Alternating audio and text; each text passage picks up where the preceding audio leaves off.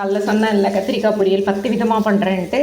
இப்போது என் பசங்க கேட்டாங்கன்னு சொல்லிவிட்டு என் பேரன் பேத்தி கேட்டாங்கன்றதுக்காக இது இன்னொரு மாடல் பண்ணுறேன் பாருங்கள். இதை பாருங்கள், உருளைக்கிழங்கு இருக்கு இல்லையா, இதை பாருங்கள், உருளைக்கிழங்கு இந்த மாதிரி பீசஸாக வெட்டிக்குங்க. சரியா, தோலோடு சாப்பிட்டா தான் நம்மளுக்கு விட்டமின் சி அதில் இருக்கும். தோலை சீவக்கூடாது. சரியா, வாஷ் பண்ணிவிட்டு போட்டுக்குங்க. முதல்ல உருளைக்கிழங்கை கட் பண்ணிக்கோங்க. கடுகு எண்ணெய் வச்சு கடுகு கருவேப்பிலை போட்டு தாளிச்சிட்டு, காஞ்ச மிளகாய் கிள்ளி போட்டு தாளிச்சிட்டு இந்த உருளைக்கிழங்கை போட்டு நல்லா வதக்கிடுங்கடா.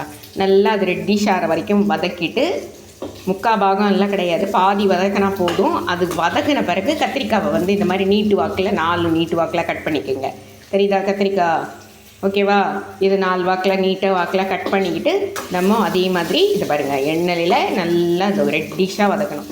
வதக்கிட்டோமா? இப்போ பாருங்கள், இதுக்கு வந்து மசாலா பாருங்கள், தேங்காய் பத்தை, வெங்காயம், உப்பு, மிளகாத்தூள், வெறும் மிளகாத்தூள், அதை வந்து மிக்சியில் போட்டு இது பாருங்கள் கிரைண்ட் பண்ணிட்டேன். இப்போ இதை எடுத்து அதில் கொட்டிட்டு ஃபுல்லாக அதுலேயே ஃபுல்லாக மெல்ட் ஆகிற வரைக்கும், நல்லா மெத்துன ஆகிற வரைக்கும், அந்த காரம் அதில் ஏறுற வரைக்கும் ஃபுல்லாக அதிலே பாயில் பண்ண முக்கால்வாசி எண்ணெயிலேயே வதக்கின பிறகு 1/4 பாகம் இன்னும் வதக்குறப்போ இதை வந்து அதில் கொட்டிட்டோன்னு வச்சுக்கோங்க. அதுக்கப்புறமா சூப்பராக இருக்கும். இது சாப்பாட்டுக்கு பிசைஞ்சின்னு சாப்பிட்லாம், சூப்பராக இருக்கும். வெறும் தக்காளி ரசம் வைக்கிறேன், அந்த ரசம் கூட இன்னொரு தக்காளி ரசம். ஸோ அதையும் நான் வந்து அடுத்த வீடியோ போடுறேன், நீங்கள் செய்து பாருங்கள். இதை பாருங்கள், இப்போ இதில் கொட்டிடணும். இதில் கொட்டிட்டு அந்த மிக்ஸி போட்டு மிக்ஸி ஊற்றுறேன், கழுவுன தண்ணியும் அதில் கொட்டிட்டோன்னு வச்சுக்கோங்க. அதை அப்படியே அழகாக பாயில் ஆகிடும். ஓகேவா, கற்றுக்குங்க, லைக் பண்ணுங்கள், ஷேர் பண்ணுங்கள். பார்த்தீங்களா, இதை வந்து அப்படியே வந்து நம்ம அந்த மிக்ஸி கழுவிட்ட தண்ணியை அப்படியே அதில் கொதிக்கணும் நல்லா.